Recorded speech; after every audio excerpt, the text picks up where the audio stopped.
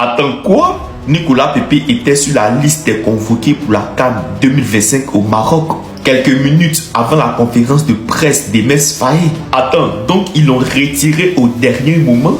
Nous sommes à la deuxième partie de l'interview de Nicolas Pepe sur sa non-sélection à la CAN 2025 au Maroc.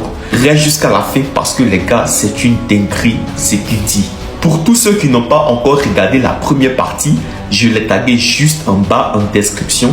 Allez regarder pour comprendre tout ce qui s'est vraiment passé dès le début. Après la sortie de la vidéo que Nicolas Pepe avait fait avec l'influenceur Juste Riyad, le lendemain, Emmes Faé, le sélectionneur ivoirien, a appelé Nicolas Pepe pour lui dire que le président de la fédération ivoirienne, M. Idriss Diallo, n'était pas content, était très fâché à cause de tout ce qu'il a dit pendant son interview. Nicolas Pepe déjà s'est expliqué auprès d'Emmes Faé en lui disant que c'était que des vannes, que des blagues qu'il faisait dans la vidéo.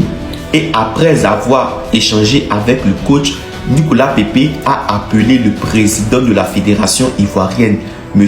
Idriss Diallo, déjà pour s'expliquer et pour lui faire comprendre que c'était des vannes. Ensuite, il s'est excusé auprès de M. Idriss Diallo pour les retombées de la vidéo qu'il vient de poster. Après ça, il dit que M. Idriss Diallo était content parce qu'il est venu lui-même vers lui et M.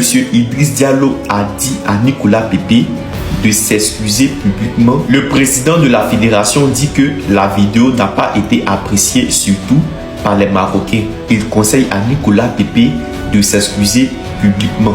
Comme vous le savez, Nicolas Pepe s'est excusé sur les réseaux publiquement. Même s'il ajoute qu'il l'a fait à contre-cœur. Déjà pour des propos qu'il ne voit pas aussi dramatiques. En plus de ça, il subissait au quotidien des insultes et des propos racistes. Du genre, en gros, c'est lui en insulte et c'est lui qui doit s'excuser. Mais sans discuter, comme il le dit, c'est le président qui a parlé, il le respecte énormément. Donc voilà pourquoi il s'est excusé publiquement sur ses réseaux. Après ça, le journaliste lui demande comment il a pris sa non-sélection à la CAN 2025. Déjà, il dit qu'en ce moment, il était à l'entraînement et après, sa petite soeur l'a appelé pour lui dire que « Ah, donc tu n'es pas sur la liste ?» Il a répondu « En comment je ne suis pas sur la liste ?» Elle dit « La liste des sélectionnés pour la CAN 2025, tu n'es pas sur la liste. » Il lui répond qu'il sort de l'entraînement, qu'il ne sait rien de tout ça, que c'est elle qui l'a vu. Et si elle a vu, c'est qu'il n'est pas sur la liste. Vraiment sans rigoler parce que là, ça l'a fait beaucoup mal. Il continue en disant que après la divulgation des convoqués pour la CAN, que avant la conférence de presse entre les deux, il y a Emmes Faé, le sélectionneur ivoirien, qui a essayé de le joindre. Il a appelé plusieurs fois. Tristesse, honte, colère, tout ça était mélangé. Sur le coup, Nicolas Pepe dit qu'il n'a pas répondu aux 2-3 appels du coach. Que c'est après, 2 jours après, que lui et le coach se sont eus au téléphone et ont échangé sur le pourquoi il n'a pas été sélectionné. Et c'est là, les gars, vous allez être surpris, choqués. Nicolas Pepe dit que dans les explications d'Emmes Faé, de base, il était sélectionné, il était sur la liste. Que c'est quelques minutes avant la divulgation de la liste officielle que Emmes Faé a reçu des ordres de retirer Nicolas Pepe sur la liste des sélectionnés pour la CAN 2025 au Maroc. Nicolas Pepe dit que Emmes Faé lui-même, il était déjà surpris, étonné par ça. Parce que vraiment lui-même, ça l'a fait déjà mal et il était choqué. Il ne savait pas quoi répondre. Mais comme c'était des ordres venus d'en haut, voilà pourquoi il n'a fait que obéir en retirant Nicolas Pepe sur la liste. Nicolas Pepe ajoute qu'après ça, il n'a plus eu de contact entre lui et le président de la fédération, que c'était avec Emmes Faé seulement, ils étaient en contact jusqu'à ce que la compétition commence et qu'il se retire définitivement en se renfermant dans sa bulle. Déjà, avant de continuer, abonne-toi, like, mets la vidéo en favori pour ne pas la perdre, republie, partage, tout le monde doit entendre la vérité et dis-moi ce que tu penses en commentaire. Il dit qu'en plus des insultes racistes qu'il subissait, il vient d'être écarté. Il continue en disant qu'il n'a rien oublié, la douleur est toujours là car ça l'a fait vraiment mal. Parce qu'avec l'équipe que la Côte d'Ivoire avait, il est sûr qu'il pouvait apporter quelque chose qui allait aider l'équipe. Le journaliste lui demande avec du recul, est-ce qu'il regrette d'avoir fait cette vidéo, d'avoir fait certaines blagues dans cette vidéo, Nicolas Pepe dit qu'il ne regrette rien, que c'est sa personne qui voulait montrer qu'il a montré, que ce sont des gens qui ont voulu voir cette vidéo de la mauvaise manière, c'est tout.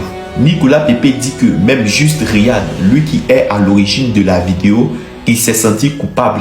Il dit qu'il lui a demandé pourquoi, que c'est lui-même qui a voulu faire cette vidéo de manière naturelle pour exprimer ce qu'il est réellement. Que lui, il ne voulait pas des filtres, des trucs maquillés, de tout beau. Lui, il voulait montrer sa réelle personne. Que s'il devait refaire cette vidéo, il allait la refaire. Il dit que dans tout ça, ce qui l'a fait plus mal, c'est que même le championnat, la Ligue 1 française l'a soutenu. Même les gens autour de lui l'ont soutenu, mais pas son pays pour qui il a tout laissé, tout abandonné. Depuis 2016-2017, il a tout abandonné pour venir jouer en sélection. Il a même coiffé sa crête qu'il ne voulait pas coiffer en club.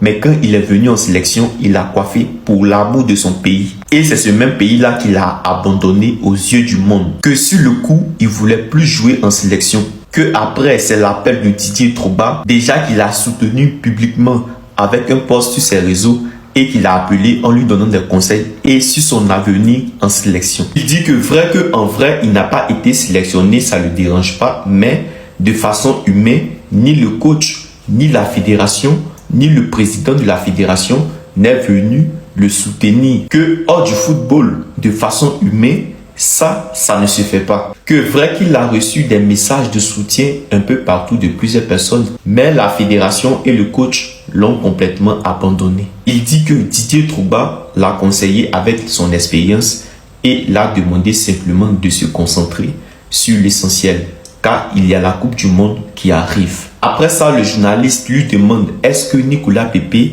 se voit jouer la Coupe du Monde dans quelques mois avec les éléphants. Nicolas Pepe dit présentement non. Il dit déjà il ne sait même pas s'il sera convoqué parce que après ce qui s'est passé, qu'il préfère enlever ça dans sa tête et se concentrer sur l'essentiel comme ce que Drogba l'a conseillé.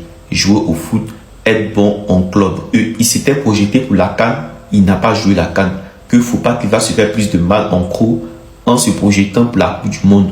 Parce que lui-même actuellement, il ne sait même pas s'il jouera encore avec la sélection. Mais il est toujours là, il est toujours ouvert par un probable appel en sélection. Parce que jouer la Coupe du Monde est un rêve de tout footballeur. Il ajoute qu'il ne se voit même pas jouer une autre CAN. Que lui, après la Coupe du Monde, il pense qu'il va prendre sa retraite internationale. Après ses propos, le journaliste lui demande pourquoi. Il dit que dans quelques mois, lui, il aura 31 ans.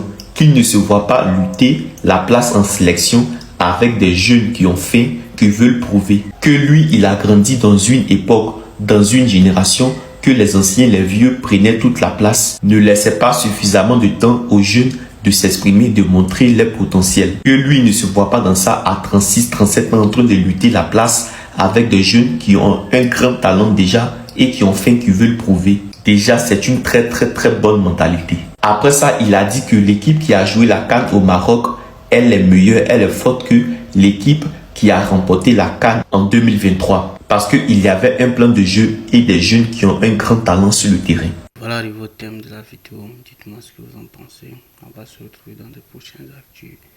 A plus.